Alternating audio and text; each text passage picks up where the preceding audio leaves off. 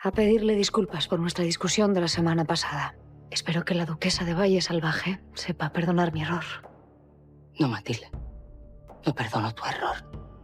El capítulo 258 de Valle Salvaje se erige como un mosaico de tensiones entrelazadas, donde cada personaje lucha contra sus propios fantasmas. Pepa, atrapada entre las insistentes atenciones de Francisco y la discreta ternura de Martín, refleja la dificultad de elegir sin ceder a presiones. Luisa, en cambio, enfrenta el regreso de Tomás como una sombra que amenaza con exponer secretos que había intentado enterrar, mientras Alejo observa con una mezcla de preocupación y desconfianza. En paralelo, la guerra silenciosa entre Rafael y Úrsula intensifica el aire de conspiración. La manipulación de Ana por parte de la sobrina de Victoria demuestra que las mentiras aún pueden disfrazarse de verdad, dejando al Galve en desventaja. La fiesta de los varones se presenta como otro escenario de intrigas, donde Leonardo insiste en proclamar su amor por Bárbara a costa de exponerla, mientras Victoria y José Luis se enfrentan en un duelo matrimonial que desnuda la fragilidad de su unión. El clímax llega con Matilde, quien, al buscar el perdón, recibe en cambio una amenaza velada que convierte su vida en una espera constante del castigo. La frase de Victoria, vivir siempre guardándose las espaldas, resume el poder del miedo como arma de control. Sin embargo, también siembra la semilla de una futura rebelión. Matilde no ha olvidado, y su silencio puede transformarse en un arma inesperada. En conjunto, el episodio retrata un universo donde el amor, la lealtad y el poder se entrelazan en un juego peligroso. Nadie está a salvo, y cada decisión, por mínima que parezca, altera el equilibrio. El destino de todos sigue en vilo, mientras las intrigas de Montegrés se preparan para revelar aún más secretos en los capítulos venideros. La amenaza quedó suspendida en el aire como una sentencia invisible. Matilde salió de la casa grande con el alma encogida, sabiendo que Victoria no necesitaba cumplir su palabra de inmediato para dominarla. El simple hecho de no saber cuándo llegaría el castigo era un tormento peor que cualquier golpe físico. Caminó por el sendero de regreso con la sensación de que cada sombra podía ocultar a un verdugo, cada crujido de rama podía ser la señal del escarmiento prometido. Victoria, en cambio, permaneció en el salón, saboreando su victoria silenciosa. Para ella, el poder residía en ese juego perverso, obligar a los demás a vivir bajo la duda, sembrar miedo suficiente para que nadie osara desafiarla. Atanasio, al enterarse de lo ocurrido, comprendió que su consejo había resultado inútil. Victoria no era una mujer que concediera perdón, sino una que se alimentaba de la sumisión ajena. En la intimidad de su habitación, Matilde repasaba cada palabra. El rostro de la duquesa, frío y seguro, la perseguía como un espectro.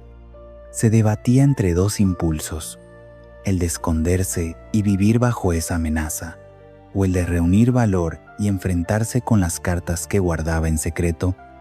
Sabía demasiado sobre los tejemanejes de Victoria, y aunque revelarlo podría salvarla, también significaba arriesgarlo todo. Mientras tanto, la casa grande seguía su curso de intrigas. Rafael meditaba cómo recuperar ventaja frente a Úrsula. Alejo sospechaba cada vez más de la relación de Luisa con Tomás, y la pugna por Pepa no dejaba de tensar los vínculos entre Francisco y Martín. Todo se entrelazaba en una red de pasiones y resentimientos, donde cada palabra mal calculada podía desatar una tormenta. Victoria, recostada en su lecho, sonrió con la certeza de que nadie podía detenerla. Había amenazado a Matilde, manipulado a su antojo a José Luis y seguía cubriendo las espaldas de su sobrina Úrsula. Pero bajo esa aparente solidez se escondían grietas. El duque comenzaba a rebelarse. Matilde podía convertirse en una enemiga peligrosa, y lo que Victoria menos sospechaba, sus propios aliados empezaban a cansarse de sus juegos de poder. la jornada terminó con el eco de la amenaza aún latente. Matilde, al cerrar los ojos, sintió que su destino estaba atado a una cuerda floja que podía romperse en cualquier momento, y en el silencio nocturno de Montegrés, cada personaje se hundía en sus dilemas, sin saber que el día siguiente traería nuevas confrontaciones, revelaciones inesperadas y heridas difíciles de cerrar. La historia avanzaba como un río desbordado, arrastrando a todos en su corriente, y aunque algunos creían controlar el cauce, la verdad era que el destino se preparaba para poner a prueba a cada uno, especialmente a Victoria, cuya amenaza contra Matilde no era más que el inicio de una cadena de consecuencias aún más oscuras. Francisco estaba decidido a no ceder terreno. Desde hacía días venía observando cada gesto de Pepa, cada mirada esquiva, y había interpretado su silencio como una oportunidad para apremiarla.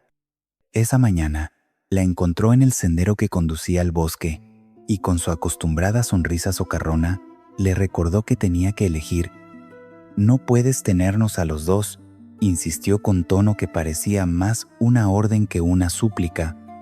Pepa, con los ojos bajos, murmuró que aún necesitaba tiempo, pero Francisco no estaba dispuesto a aceptar evasivas. Le propuso un paseo por el bosque, dejando entrever que aquel encuentro serviría para algo más que caminar. Sus palabras, cargadas de insinuación, tensaron el aire. Ella intentó mantener la compostura, recordándole que no quería sentirse presionada. Sin embargo, Francisco insistió, halagándose a sí mismo, diciendo que era más guapo y más gracioso que su rival. Cada frase era un golpe contra la paciencia de Pepa, que poco a poco comenzaba a sentir una repulsión que no había experimentado antes. Francisco creía que la estaba conquistando, pero en realidad estaba abriendo una grieta profunda que solo beneficiaba a Martín.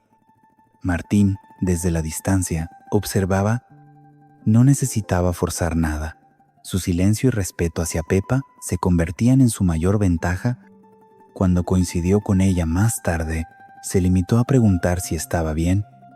Ese gesto, tan sencillo, contrastaba con la arrogancia de Francisco y encendió en Pepa un sentimiento de gratitud. Mientras Francisco aumentaba la presión, Martín sumaba puntos sin mover un dedo. El conflicto en el corazón de Pepa se volvía cada vez más intenso. Recordaba las risas compartidas con Francisco, pero también las atenciones desinteresadas de Martín. El bosque, que debía ser escenario de un paseo ligero, se convirtió en campo de batalla invisible, donde los sentimientos chocaban. Pepa, confundida, decidió poner límites, aunque sabía que cualquier decisión terminaría cambiando no solo su vida, sino también la relación entre los hombres que la disputaban. El atardecer cayó, y con él las dudas se hicieron más pesadas. Francisco, frustrado por no obtener una respuesta, juró que no se detendría hasta que Pepa lo eligiera. Sus palabras resonaron como advertencia, dejando tras de sí un ambiente cargado de tensión.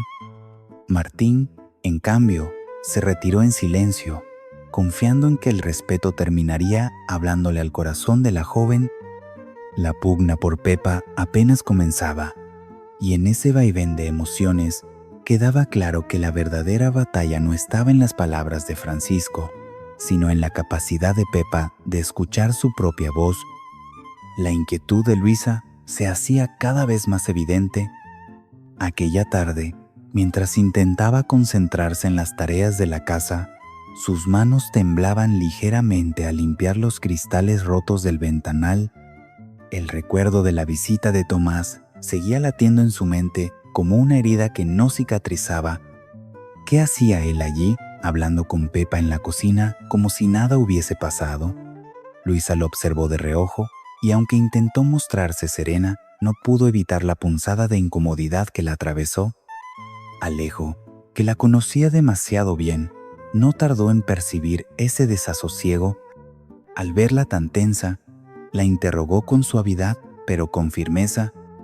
«¿Qué significa para ti la presencia de Tomás?», preguntó. Luisa se encogió de hombros, fingiendo indiferencia, aunque la verdad ardía bajo la superficie. Alejo, insistente, dejó caer la posibilidad de que en el pasado hubiese existido algo más que una simple amistad entre ellos. Su tono no era de reproche, sino de búsqueda de respuestas. Quería entender y al mismo tiempo temía lo que pudiera descubrir. Mientras tanto, Pedrito, con su inocencia habitual, irrumpió en la conversación con una pregunta que desarmó a Luisa. «Mamá, ¿desde cuándo conoces a Tomás?». La sencillez del niño expuso la fragilidad de los secretos adultos. Luisa titubeó, incapaz de responder con claridad. Esa duda no solo despertó la curiosidad de Pepa, que escuchaba a distancia, sino también la desconfianza creciente de Alejo. El ambiente en la casa se tornó pesado. Cada vez que Tomás aparecía, Luisa parecía desmoronarse un poco más. Sus miradas huidizas, sus respuestas cortas y el brillo de inquietud en sus ojos alimentaban las sospechas de quienes la rodeaban. Pepa comenzó a preguntarse si había algo oculto en la relación de su madre con ese hombre, algo que explicara la incomodidad que tanto trataba de disimular. Alejo, decidido a llegar al fondo del asunto, empezó a indagar en los gestos, en los silencios. Se preguntaba si Tomás había sido un amor del pasado, una sombra que volvía para desestabilizar la calma que tanto les había costado construir. El mero pensamiento de que su madre pudiera haber estado ligada sentimentalmente a ese hombre lo inquietaba profundamente. Por la noche, cuando el silencio cubría la casa, Luisa permaneció despierta, recordando fragmentos de conversaciones, promesas incumplidas y heridas que había intentado enterrar. Tomás no era un simple visitante, representaba un capítulo de su vida que deseaba mantener cerrado. Sin embargo, su regreso removía las aguas y ponía en peligro la estabilidad de su familia. El peso de ese secreto comenzaba a aplastarla. Sabía que no podría mantener la fachada por mucho tiempo, especialmente con Alejo tan atento y con Pedrito lanzando preguntas inocentes que revelaban verdades ocultas. La intranquilidad se transformaba en miedo, miedo a ser descubierta, miedo a perder la confianza de los suyos, miedo a que el pasado se convirtiera en juez implacable de su presente. Rafael llevaba días acumulando sospechas y finalmente había encontrado la oportunidad de acorralar a Úrsula. La cita fue en uno de los salones de la casa grande, donde la penumbra de la tarde envolvía los muebles antiguos con un aire solemne. Allí, frente a frente, el Galve de Aguirre descargó su acusación con voz firme. «Sé lo que hiciste con Julio. Ana me lo ha confesado todo». Las palabras retumbaron en el aire como un trueno, y por primera vez Úrsula sintió que el suelo bajo sus pies se desmoronaba. Ella intentó disimular, arqueando una ceja con fingida indiferencia, pero sus manos delataban el temblor. «No sabes de lo que hablas», replicó, aunque su tono carecía de la convicción acostumbrada. Rafael, implacable, se acercó unos pasos, reduciendo la distancia. Su mirada ardía de rabia contenida. «No me mientas, Úrsula. ¿Fuiste tú quien lo envenenó? Ana estuvo allí, lo vio todo». El aire se tensó al máximo. Úrsula buscaba una salida, un argumento que pudiera liberarla, pero cada palabra de Rafael la arrinconaba más. Lo que no esperaba era la interrupción repentina de Victoria, que apareció en el salón atraída por la intensidad de las voces. Su presencia hizo que la tensión se duplicara. La duquesa, siempre alerta, preguntó con calma envenenada qué ocurría. Rafael no dudó en responder. «¿Tu sobrina está implicada en la muerte de Julio?». Victoria fingió sorpresa, aunque en el fondo una chispa de duda se encendió en sus ojos. Conocía de sobra la astucia de Úrsula, pero también era consciente de la obstinación de Rafael. El ambiente se volvió un tablero peligroso, donde cada movimiento podía desencadenar un desastre. Úrsula, con la rapidez de una serpiente, interrumpió para negar todo y pintarse como víctima de una calumnia. Victoria, entre incrédula y protectora, guardó silencio, dejando que las sombras del salón alimentaran la sospecha. Rafael no retrocedió. No se trata de un rumor, sino de la verdad. On a hublot, y si es necesario, lo haré público. Las palabras eran un desafío directo, pero también una amenaza velada. Úrsula comprendió que debía actuar rápido si quería salvarse. En su interior hervía la furia. Jamás permitiría que un hombre como Rafael derrumbara el castillo de mentiras que había construido con tanto esmero. En ese instante, mientras sonreía falsamente frente a Victoria, empezó a tramar la estrategia que la sacaría de aquella trampa. Sabía que debía usar a Ana, manipularla, convertirla en su pieza principal para revertir la acusación. La conversación terminó sin resolución clara, pero con un aire irrespirable. Rafael salió con la determinación de continuar su lucha, convencido de que la verdad saldría a la luz. Úrsula, en cambio, se quedó aferrada a su máscara de inocencia, dispuesta a contraatacar. Victoria, espectadora de la escena, se retiró en silencio, aunque en sus pensamientos ya se gestaba una conversación privada con su sobrina. La batalla entre Rafael y Úrsula apenas había comenzado, y lo que estaba en juego no era solo el recuerdo de Julio, sino el equilibrio de poder dentro de la casa grande. Úrsula no tardó en ejecutar el plan que su mente urdió a toda prisa tras la confrontación con Rafael. Sabía que su única salida era neutralizar el testimonio de Ana, convertir lo que él había presentado como una confesión en un espejismo. Aquella noche, en los pasillos sombríos de la casa grande, buscó a la doncella. Cuando al fin la encontró, la tomó del brazo con firmeza y la condujo a un rincón apartado. Sus ojos brillaban con una mezcla de miedo y cálculo. «Escúchame bien, Ana», comenzó con voz baja pero cargada de amenaza. «Rafael cree que tú le contaste algo sobre mí. Necesito que lo niegues, delante de él, delante de quien sea. Si no lo haces, te haré pagar caro la traición». Ana, temblorosa, intentó explicarse, pero Úrsula no le dio espacio. La envolvió con una retórica hábil, asegurándole que la única forma de salvarse ambas era desmentir a Rafael. El plan se concretó en una idea siniestra: hacer que Ana se autoinculpara. «Diles que fuiste tú quien sirvió la merienda aquella tarde», ordenó Úrsula. «Así demostrarás que Rafael inventó sus acusaciones. Nadie podrá tocarme, y tú serás vista como una simple sirvienta torpe. Nada más». Ana, horrorizada, comprendió que se encontraba atrapada. Negarse era arriesgar su vida. Obedecer significaba cargar con una culpa imposible. Mientras tanto, Rafael seguía convencido de que tenía la ventaja. Paseaba por los jardines repasando mentalmente cómo enfrentaría de nuevo a Úrsula y qué palabras usaría para exponerla ante todos. No sospechaba que su aparente triunfo se tambaleaba sobre cimientos frágiles. Úrsula no era de las que se rendían. Estaba transformando la amenaza en oportunidad.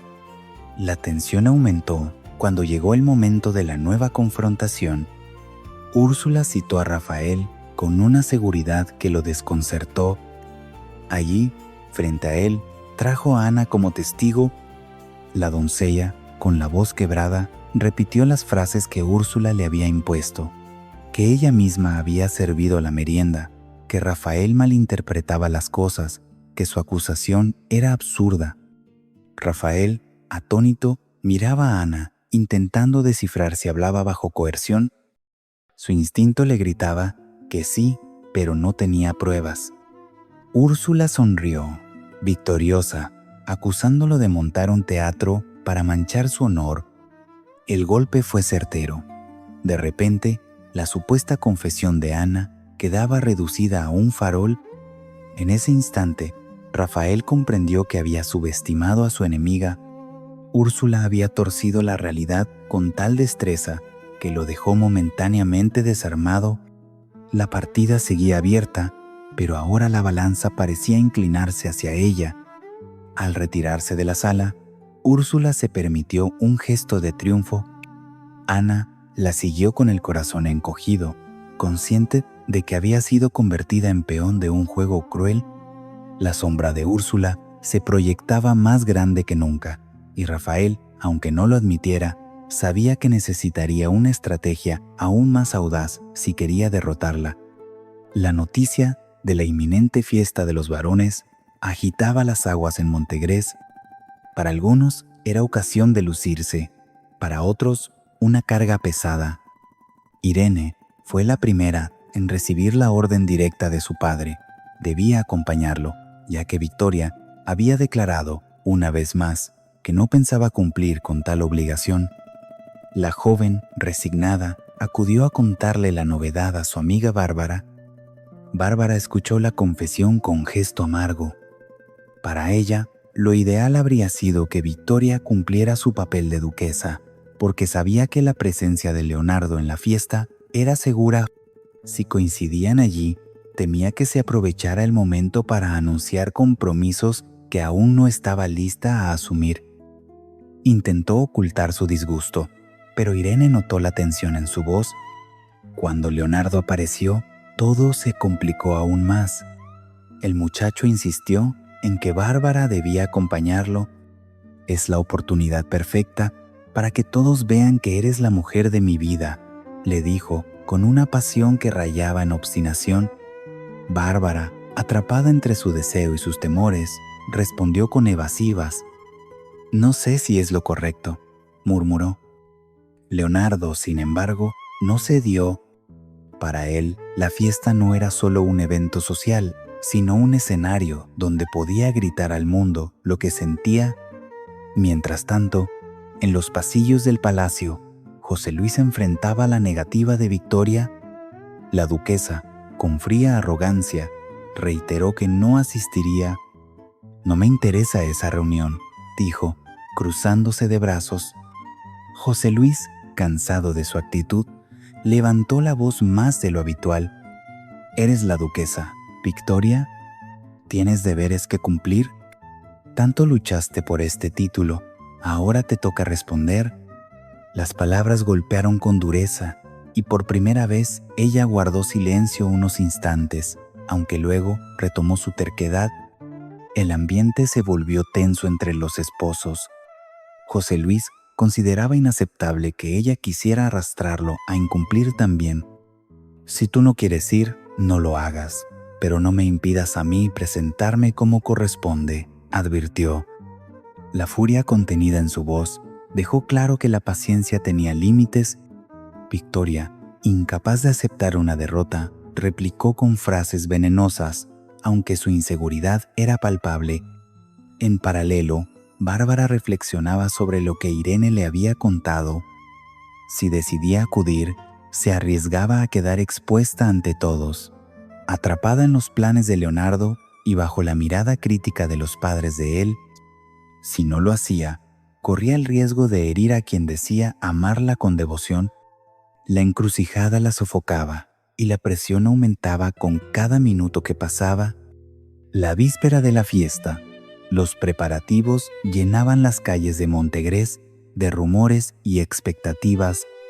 El bullicio exterior contrastaba con la tormenta interior de cada personaje. Para unos era un juego de apariencias, para otros un campo de batalla sentimental.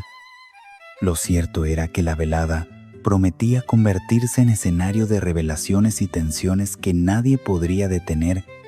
José Luis recorrió la galería de la Casa Grande con el ceño fruncido. Desde hacía semanas la paciencia se le agotaba frente a la actitud caprichosa de Victoria. Aquella noche, después de la discusión por la fiesta, decidió enfrentarla con la franqueza de un esposo harto de excusas. La encontró en sus aposentos, probándose joyas frente al espejo, como si la realidad no existiera. Victoria comenzó con voz grave. No puedes seguir negándote a todo lo que implica tu título. Eres la duquesa, y el pueblo espera que lo demuestres. Ella giró lentamente, alzando la barbilla con aire desafiante. No me interesan sus expectativas, ni sus fiestas absurdas.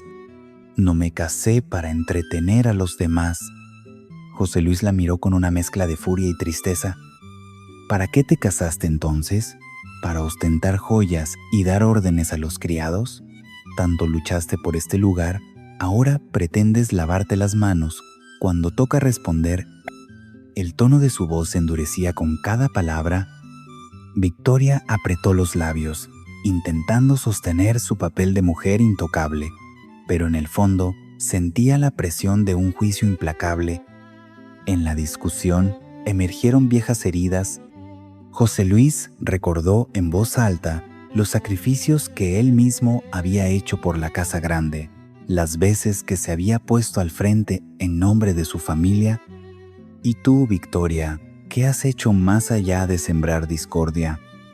Ella se defendió, acusándolo de querer someterla, de no comprender que su rol era diferente. La tensión se volvió insoportable. En un arranque de rabia, José Luis golpeó la mesa cercana, haciendo temblar las copas de cristal. «No puedes seguir jugando a ser duquesa solo cuando te conviene», gritó. Victoria, aunque sobresaltada, se negó a mostrar debilidad. Caminó lentamente hacia él, mirándolo a los ojos, y susurró con veneno: «Tú no entiendes lo que es el poder. No necesito aplaudir en fiestas para demostrarlo». El silencio que siguió fue aún más pesado que las palabras. José Luis respiró hondo, conteniéndose. Sabía que discutir más no cambiaría nada esa noche. Se retiró con pasos firmes, dejándola sola frente al espejo. Victoria, por un instante, permitió que la máscara se resquebrajara. Su reflejo le devolvía la imagen de una mujer que quería dominarlo todo, pero que empezaba a ser acorralada por sus propias contradicciones. Mientras tanto, en otro rincón de la Casa Grande, los criados murmuraban sobre la pelea. El eco de la disputa no tardó en filtrarse por los pasillos, convirtiéndose en comentario inevitable. Cada enfrentamiento público entre los duques debilitaba la imagen de autoridad que tanto ansiaba Victoria. Pero ella, fiel a su orgullo, se convenció de que aún podía sostener el control, aunque tuviera que recurrir a la amenaza y al miedo. La grieta entre José Luis y Victoria era cada vez más visible. Lo que antes parecía una unión estratégica comenzaba a fracturarse en discusiones abiertas, y en esa fragilidad se escondía la semilla de un conflicto mayor que pronto estallaría. Matilde pasó horas repasando las palabras de Atanasio. Él, con su voz cansada pero firme, le había aconsejado humillarse ante Victoria, buscar su perdón antes de que la duquesa decidiera castigarla sin piedad. El recuerdo de aquel intento de agresión aún pesaba como una losa. Aunque en su interior la rabia bullía, Matilde comprendía que enfrentarse directamente a Victoria significaba exponerse a una derrota segura. Así, con el corazón encogido, se dirigió a la Casa Grande. Cada paso hacia la imponente mansión le parecía un viaje al patíbulo. Cuando por fin se presentó ante Victoria, la encontró recostada en un sillón, rodeada de lujo, como una reina en su trono. Matilde, tragando su orgullo, inclinó la cabeza y murmuró una disculpa. «Perdóneme, señora, no debí dejarme llevar por la ira aquel día». Victoria la observó con una sonrisa gélida. No necesitaba gritar para imponer su dominio. Su silencio ya era un látigo. Tras un instante, se levantó y caminó lentamente alrededor de Matilde, como un felino acechando a su presa. «¿Perdón?», repitió, con un tono cargado de desprecio. «¿Crees que basta con venir aquí y balbucear unas palabras para borrar lo que hiciste?» Matilde apretó las manos, conteniendo el impulso de replicar. Atanasio le había advertido que la única salida era mostrarse sumisa. Estoy arrepentida. Le suplico que no tome represalias, dijo con voz entrecortada. Pero Victoria no buscaba arrepentimiento, sino control. Se inclinó hacia ella, mirándola directamente a los ojos, y pronunció una sentencia venenosa. No te perdono. Tampoco haré nada. Y momento. El peso de esa frase cayó como una losa. Matilde la miró, desconcertada, intentando descifrar el verdadero alcance de esas palabras. La duquesa continuó. Vivirás el resto de tus días mirando por encima del hombro. Nunca sabrás cuándo llegará el momento ni de dónde vendrá. Pero créeme, Matilde, el castigo que mereces te alcanzará. Cada sílaba era un veneno que penetraba en la piel de su víctima. Matilde, a pesar del miedo, sintió un arranque de dignidad. Por un instante pensó en responderle, en recordarle que conocía secretos que podrían derrumbar su fachada, pero el riesgo era demasiado alto. Bastaba con una mirada de Victoria para hacerle comprender que hablar significaba firmar su sentencia de muerte. Así, guardó silencio, conteniendo las palabras que ardían en su garganta. Al salir de la casa grande, la tensión no se disipó. Sus piernas temblaban, pero su mente hervía. Había sobrevivido al encuentro, sí, pero sabía que no estaba a salvo. La amenaza de Victoria pesaría sobre ella como una sombra interminable. Y aunque no lo confesara en voz alta, dentro de Matilde crecía un deseo peligroso. Encontrar el modo de devolverle el golpe, algún día, cuando la ocasión lo permitiera.